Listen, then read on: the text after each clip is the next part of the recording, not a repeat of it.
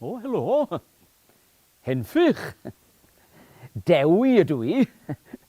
A da chi di nalu gyda pleserau bychain bywyd. Falle bod rhai na chi'n nabod fi fel Dewi Sant. Ie, dyna chi. Nawddsant Cymru. Dipyn o gyfrifoldeb wyddwch chi. Bod yn brif sant. Ie, y sant cenedlaethol.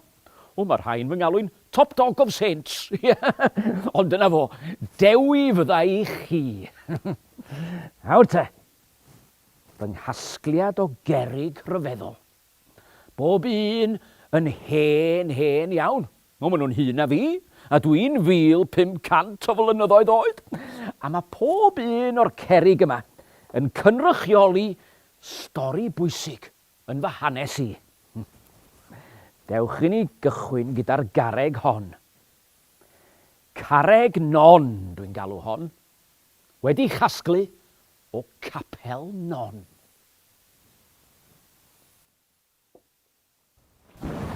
Des i fy ngeni ar y clogwyni, ar noson stormus o wynt a glaw, mellt a tharanau. Dechrau dramatig, ynde? Enw fy mam oedd Non. Dyna pam maen nhw'n galw yr hen gapel sydd ar y clogwyni yn Sir Benfro yn capel Non, da chi'n gweld. Roedd fy mam yn ferch i Bendefig o Sir Benfro. Ac roedd fy nhad Sant ap Caredig, doedd o fawr o Sant, ond stori arall di honno, roedd fy nhad yn fab i frenin Ceredigion. Felly, mae yna waed brenhinol yna, da chi'n gweld. Dim bod pethau felly'n bwysig o gwbl, wrth gwrs. Ie, carreg non. I gofio fy ngeni yn y flwyddyn 512. Nawr te, dyma i chi garreg rhygyfarch. Da chi'n gweld, yn y flwyddyn 1094, roedd rhygyfarch Apsilien yn esgob ar Dydd Dewi. A mi benderfynodd o sgwennu fy hanes i, do. 500 mlynedd yn ddiweddarach, ond dyna fo, gwell hwyr na hwyrach. A mi sgwennodd o fy hanes mewn lladin. Do, yn y Vita Davidis. Dyma ni. Y Vita Davidis, neu buchedd Dewi yn y Gymraeg. Gair arall am fywyd Dewi, da chi'n gweld. Dyma ni, fy hanes yn y fan hyn.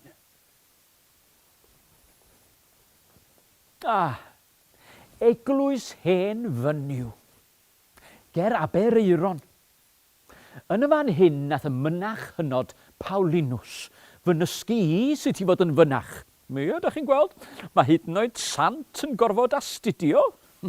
Deus lux mea est. Roeddwn i'n hoff iawn o'r hen fynach Paulinus, ond doedd o ddim yn gweld yn dda iawn. Ac roedd o'n gwneud un drist i weld o'n methu darllen, da chi'n gweld? Ac un bore, dyma Paulinus yn deffro, ac roedd o'n hollol ddall. Wel, mi ath yr hen fynach i lawr ar ei luniau, a dechrau gweddio ar ei dduw. O dduw, gad i mi weld unwaith eto, fel y gallaf dy wasanaethu ar dy ddeiar. A dyma fi'n teimlo'r nerth rhyfedda yn fy nghorff. A dyma fi'n gosod fy nwylo ar ben Paulinus, a modiau yn ysgafn ar ei lygyd. A dyma Paulinus yn disgyn yn ôl, a chodi ar ei draed, a gyda gwen a folaid ar ei wyneb, dyma fo'n dweud, i dduw fo'r diolch. Dwi'n gallu gweld unwaith eto. Ac wrth gwrs, i dduw oedd y diolch. Dim ond ei negesydd ar y ddeiar oeddwn ni. Ond mae'n handi os da chi am gael eich cydnabod fel sant, bo chi'n medru cyflawni gwirthiau. Carreg Paulinus, sy'n fatgoffa gall Duw roed nerth gwirthiol i rywun pan mae angen. Wel, mi deithies I Gymru gyfan, yn pregethu gair Duw, a rhannau o Ewrop hefyd. O, Tŷ Ddewi. Mi ges I wneud yn esgob ar fan hyn, da chi'n gweld. A dyma garreg fach lefn I atgoffa fi o'r abati a sefydlais yn Nhŷ Ddewi. Ia. Wel, mewn amser, mi ges i'n wneud yn arch esgob Cymru, am hen yn llawn cyfrifoldebau. Ac felly roedd hi'n bwysig mod i'n trio cadw pethau'n syml bob tro. Ro'n i'n bwyta ac yn yfed pethau syml. Dim byd ond bara, perlysiau a dŵr, cofiwch. Fysa'n anodd iawn I chi wneud hynny heddiw, efo'ch pizzas a'ch siocled a'ch hufen ia. Treulio rhan fwyaf o'r diwrnod yn pregethu ac yn gweddio ar Dduw. Ac roedd hi'n hawdd iawn gwneud hynny, achos Duw oedd fy nghyfaill gorau. Un o'r straeon enwoca sy'n cael ei hadrodd amdanau. Wedi honno am y bregeth ar y bryn. O'n I wedi cerdded drwy'r dydd, da chi'n gweld, a di glanio yn y pentre bach yma o'r enw Llan Ddewi Brefi. Ie, dyna chi, fy Llan I Dewi ger yr afon Brefi, ynddo? A pan gyrhaeddes I, roedd yna gannoedd ar gannoedd o bobl yno'n fy nisgwyl I. Henffych, Duw fyddo gyda chi. Cyn I ddechrau hyd yn oed. Roedd yna rhywun yn y cefn yn gwyddi, da ni'n gweld chi! Rhywun arall yn gwyddi, da ni'n clywed chi chwaith! Fel da chi'n gwybod, mae gen I lais eitha cry. Ac felly dyma fi'n codi fy llais rhyw fymryn. Henffych, Duw fyddo gyda, da ni dal i'm yn clywed chi! Da ni'n gweld chi chwaith! Wel, beth oeddwn i'n neud? Dyma na neges yn dod gan Dduw. I mi osod hances o dan fy nrhaed. Dyma fi'n gwneud hynny. Na sefyll ar yr hancas. A wir I chi, yn sydyn, dyma'r ddeiar yn codi oddi tanad.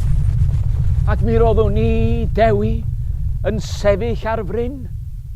Roedd dim ond rhaid I fi sibrwd, ac roedd pawb yn fy nghlywed I, a phawb yn fy ngweld. Ac wedyn, dyma na golomen yn dod o rywle, ac yn glanio ar fy ysgwydd. Neges gan Dduw, I fod o'n bendithio fy mregeth. O, golomen braf, y golomen ar yr ysgwydd ar y dyn, ar y ddeiar ar ddi. Esgusodwch fi, canu, un o bleserau bychain bywyd yn tyfu. Yn ôl rhygyfarch yn ei lyfr enwog amdanau, fues I farw, cofiwch, yn y flwyddyn 589. Ac fe'n claddwyd yma yn yr abati yn Nhŷ Ddewi. Mae rhygyfarch hefyd yn sôn am fy mhregeth olaf. Dyna pryd dwedes I, arglwyddi, frodyr a chwiorydd, byddwch lawen, cedwch eich ffydd a'ch cred, a gwnewch y pethau bychain, a welsoch ac aglwsoch gen I fi. Ie, y pethau bychain, dyna sy'n bwysig, da chi'n gweld? Sgwn I pa beth bach nhw chi heddiw, fydd yn dda gan Dduw. Sôn am bethau bach. Carreg y Sant yw hon. Carreg a gasglwyd yn y flwyddyn 1120, pan gyhoeddodd y pab yn swyddogol fy mod I Dewi yn Dewi Sant. Wel, yn Nawddsant Cymru. A dyma chi yng Nghymru heddiw.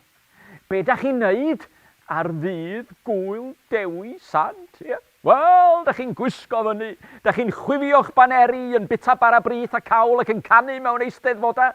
Ble bynnag ydych chi'n y byd, da chi'n dathlu'ch Cymreigtod. Ond cofiwch wneud y pethau bychain, bob un diwrnod o'ch bywyd. Wel, dyna chi wedi clywed dipyn o fy hanes ynde. Fedrai'm datgelu'r cwbl amdana I wyddoch chi. Mae rhaid I rywfaint o fywyd sant barhau yn ddirgelwch. Ond mwynhewch ddydd Gŵyl Dewi yn tyfe. A gwnewch y pethau bychain rwan, cofiwch. Beth am wneud baner, gwneud fflag i'ch gwlad, a'i chwifio ar Mawrth y cyntaf. Ia, diwrnod Nawddsant Cymru.